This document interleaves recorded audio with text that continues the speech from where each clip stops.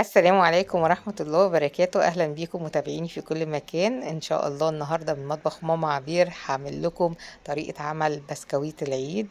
عملت النهاردة شوية بسكوت، يعني ما أقولكمش، يعني حاجة كده فليفر، حاجة بكل الأطعمة اللي في ناس ياما بتحبها.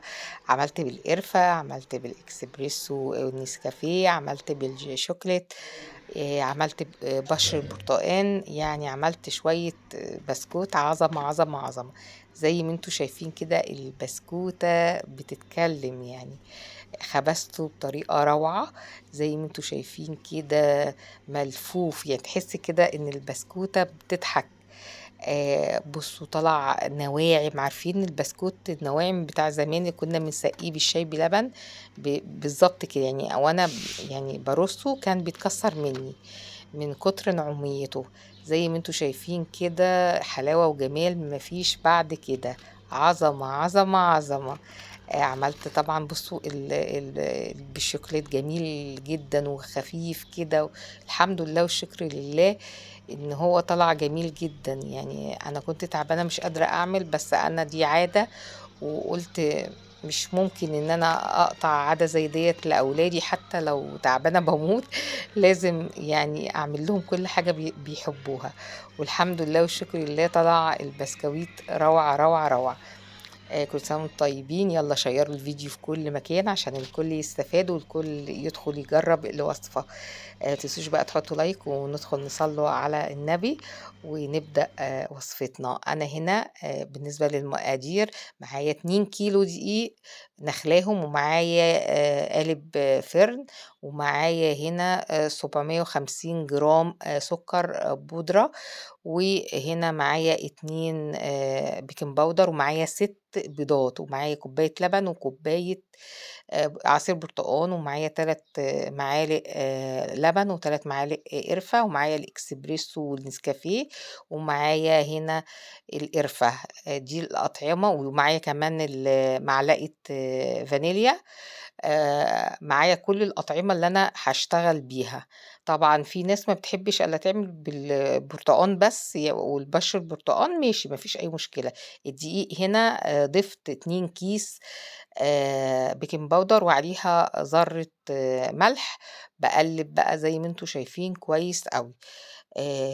قلِّبته وسِبته على جنب. هابدأ بقى أجيب العجان بتاعي وأنزل أشتغل بسرعة. يعني معايا الزبدة هنا، قالب الزبدة وقطّعته عشان يبقى سهل عليّا، ونزلت ب700 750 جرام سكر بودرة.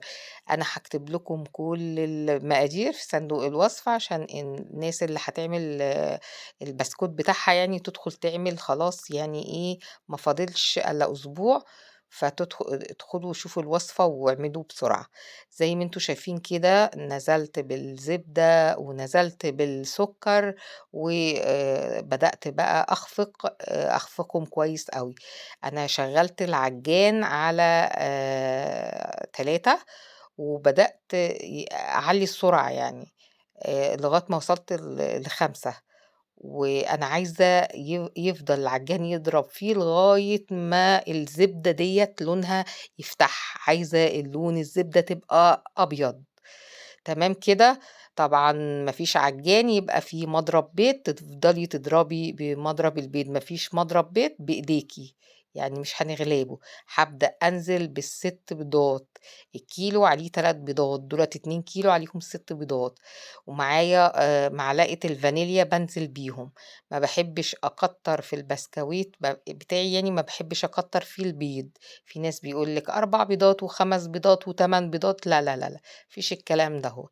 أنتِ ممكن ببيضتين هتلاقي س ال ال البسكوت بتاعِك راح في حتّة تانية خالص. ماشي. اللهم صل على النبي. بدأت بقى أعلّي السرعة لغاية ما لقيت الزبدة هشِّت وبقت جميلة. هو ده المطلوب.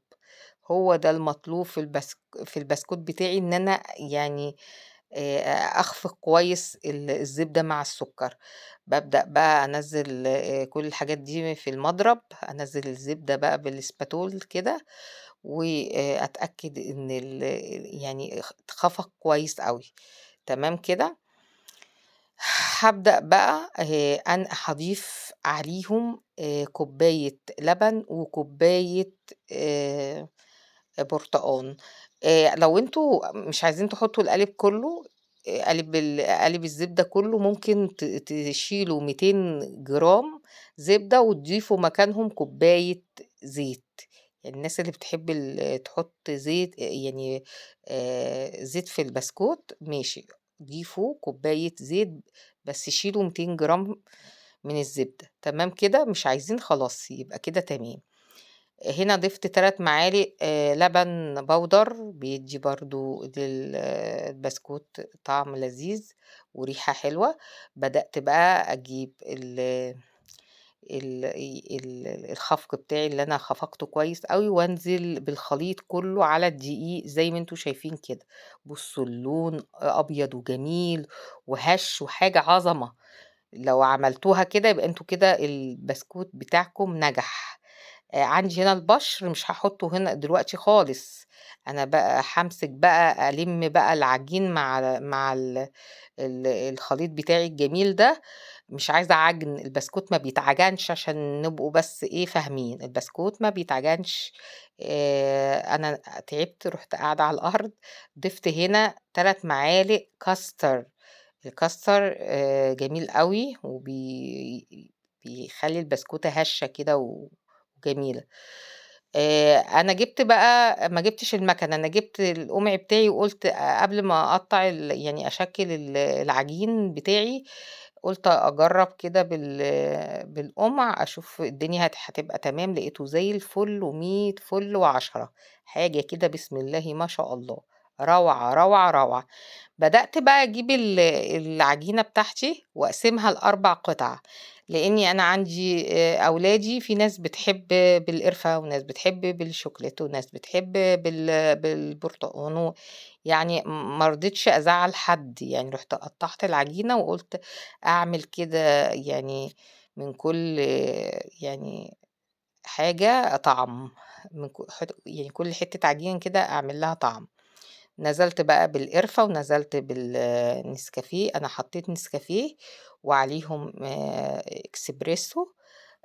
بيبقى طعمه لذيذ جدًا، جرّبوه مش هتندموا. ونزلت ببَشّر برتقان، طبعًا إحنا كلّنا بنحب البسكويت اللي هو بالبرتقان، بيبقى عظمة وطعمه لذيذ جدًا. خلاص أنا قطّعت، بدأت أقطّع وشكِّلت العجين بتاعي مِيَّة، مِيَّة كده. بدأت بقى أخبز على درجة حرارة 160، 160، والنار من فوق وسطنتها، لا عليتها أوي ولا وطّيتها أوي. البسكويت مش بياخد على فكرة، مش بياخد وقت خالص في النار، لو الفرن درجة حرارته يعني حلوة هيخلص بسرعة. أهم حاجة إن أنا وأنا قاعدة كده أقلِّب في الصاجات وأتضيّر في الصاج عشان خاطر البسكويت يطلع كده مورِّد وجميل وناشف كده. وده كان الفيديو بتاعي. باتمنى ليكم السعادة، ما تنسوش بقى تشيّروا. سلام عليكم.